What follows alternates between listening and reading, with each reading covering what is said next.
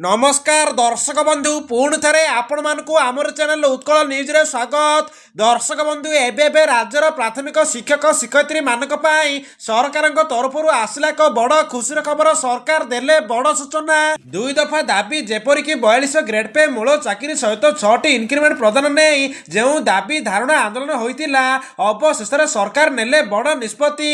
यही तारीख प्रदान कर 42 ग्रेड पे मूल चाकरी सहित 6टी इनक्रिमेंट। तेबे चाल दर्शक बंधु कौन रही नुआ अपडेट जाना ता पूर्वर भिडियोटी को लाइक करूँ, चैनल टी नुआ कर चैनल टी सब्सक्राइब कर पाखर बेल आइकन को ऑल रे सेट कर रखु एवं भिडियोटी को निहाती शेयर करूँ। दर्शक बंधु आज सरकारी स्तर पर समस्त प्राथमिक शिक्षक शिक्षयित्री मानक गुरुत्वपूर्ण सूचना आसी जाइए। प्राथमिक शिक्षक शिक्षयित्री दुई दफा दाबी को नहीं जो आंदोलन करते से दाबी को नहीं सरकार नहीं बड़ निष्पत्ति। गांधी मार्गर होता प्राथमिक शिक्षक महासंघर बृहत आंदोलन राज्य सरकार को बड़ निष्पत्ति नेबाकू बाध्य करिछि। सेमानकर बृहत धारणा पर सरकार पक्षर आसला एक बड़ घोषणा जहां नहीं राज्यर हजार हजार शिक्षक शिक्षयित्री माने अपेक्षा कर रही से नहीं सरकार नेले बड़ निष्पत्ति। दर्शक बंधु दीर्घ दिन धरी प्राथमिक शिक्षक माने दुईटी मुख्य दाबी को नहीं आंदोलन करुतिले। प्रथम दाबी थिला 42 ग्रेड पे प्रदान और द्वितीय दाबी थिला मूल चाकरी सहित 6टी इनक्रिमेंट देबा। एही दाबी गुडकु नहीं पूर्वर मध्य अनेक थर सरकार सह आलोचना होइतिले मध्य कौनसी स्पष्ट निष्पत्ति आसुनथिला। फल शिक्षक शिक्षयित्री माने आंदोलन करथिले। प्राथमिक शिक्षक महासंघर डाकरारे राज्यर विभिन्न जिल्लार हजार हजार शिक्षक शिक्षयित्री माने एकत्रित होई दाबी धारणा आंदोलन करथिले। शांतिपूर्ण भाव में होइतिबा आंदोलन में शिक्षक माने सरकार निकट में निज दाबी पुणी थे जोरदार उठाइतिले।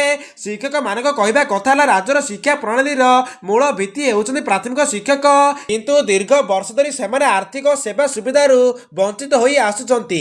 दर्शक बंधु वर्तमान सरकार सहित शिक्षक संगठन प्रतिनिधि मानक मध्य गुरुत्वपूर्ण आलोचना होईछि। एही आलोचना सरिबा पर सरकार एक बड़ निष्पत्ति नैथिबा सूचना मिलिछि। सरकारी सूत्र अनुसार प्राथमिक शिक्षक मानकर दुई दफा दाबी को मूलतः ग्रहण करा जायछि एवं या कार्यकारी करिया पय स्पष्ट टाइमलाइन मध्ये धार्य करा जायछि। दर्शक बंधु सरकार बड़ घोषणा अनुसार प्राथमिक शिक्षक शिक्षयित्री को 42 ग्रेड पे प्रदान करा जिवो। एही निष्पत्ति द्वारा शिक्षक मानक दरमा रे लक्षणीय वृद्धि हेबो और सेमानक आर्थिक स्थिति मजबूत हेबो बोली आशा कर जाउछि।